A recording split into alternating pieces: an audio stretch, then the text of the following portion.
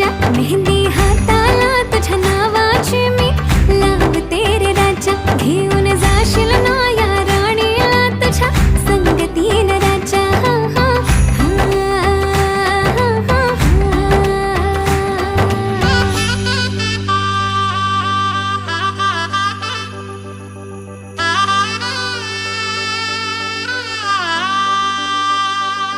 सजली ही नवरी बाई नवरोबासाठी ग, गाली हळदी चाले दिसते किती गोड ग.